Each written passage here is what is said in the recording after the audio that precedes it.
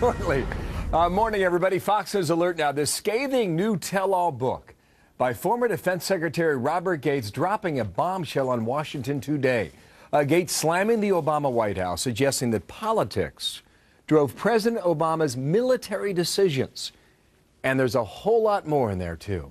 That's where we start. Good morning, everybody. I'm Bill Himmer, and welcome here to America's Newsroom. Good morning, Bill. Good morning, everybody. I'm Martha McCallum. So in this memoir, which is set to come out next week, Secretary Gates vents his frustration at working with the commander-in-chief, saying that the president, quote, doesn't believe in his own strategy and doesn't consider the war to be his. For him, it is all about getting out. And he's talking about Afghanistan there. And that is not all. Secretary Gates had choice words for the vice president as well as for Hillary Clinton. Yeah, some background now and some more on this. Wendell Goler, as we get the pushback from the White House this morning there. What else, first of all, Wendell, does Gates say in this book? Well, Bill, Gates served the last couple of years of the George W. Bush administration, first couple of years of President Obama's, and he was critical of both of them. He also says Vice President Biden has been wrong on nearly every foreign policy and national security issue. The book is called Duty, Memoirs of a Secretary of War, and it really takes no prisoners. Gates says, quote, all too early in the Obama administration, suspicion and distrust of senior military officers by senior White House officials, including the vice president, became a big problem for me.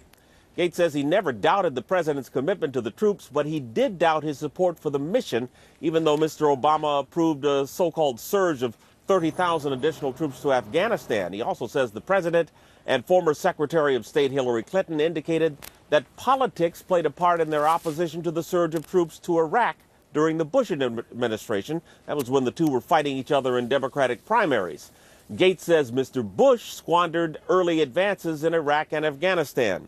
Gates reserved some of his bitterest criticism for members of Congress. He says television cameras in a hearing had the effect of a full moon on a werewolf. The book actually balances some criticism with some praise. Gates calls Mr. Obama a man of personal integrity, even as he faults his leadership, and says his decision to approve the raid that killed Osama bin Laden was one of the most courageous he's ever witnessed in the White House, Bill. Now we know we're getting to the next page in this story, and that's the White House reaction, Wendell. So far, what have they said? They're thanking Gates for his service, if not his words, and they're getting behind Joe Biden, as you can imagine. A spokeswoman said the president welcomes differences among his advisors. She said, quote, Joe Biden has been one of the leading statesmen of his time and has helped advance America's leadership in the world.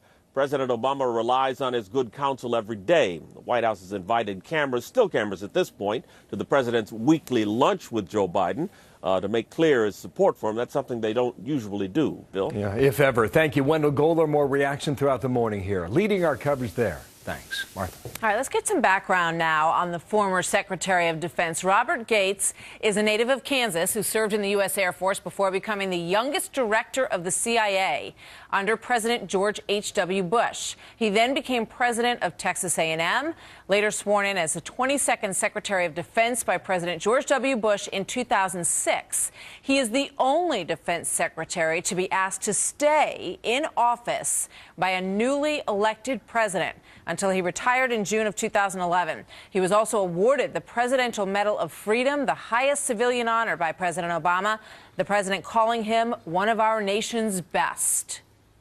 A humble American patriot, a man of common sense and decency. Quite simply, one of our nation's finest public servants. That June of 2011. Now, we will have more on the bombshell book throughout our program today. Has the president, as Bob Gates alleges, put politics before country? Alan Colmes, Tucker Carlson tackle that. And should we be surprised by any of this? Ralph Peters will get on that a bit later in our program today as well. I mean, what we just talked about in his biography, being the only defense secretary to be asked to stay on. He was in the middle of course, the Iraq War and the Afghanistan War, and that was one of the reasons that President Obama wanted him to stay on. But he crossed over the Republican administration that started those wars and the Democratic administration that has made most of its effort to finish them. And how well they've done on that front is sort of the underlying reality of this book. A man with a lot of experience in Washington. Absolutely. So we're asking you at home today, what do you think? Was Bob Gates right to tell all? Send us a tweet at Bill Hemmer, at Martha McCallum, and we'll share some of your thoughts throughout the show as we move forward today. There's a lot more in this book, too, and we'll break that down for you. There's a lot, and we will be digging into it throughout the course of the next 2 hours. In the meantime,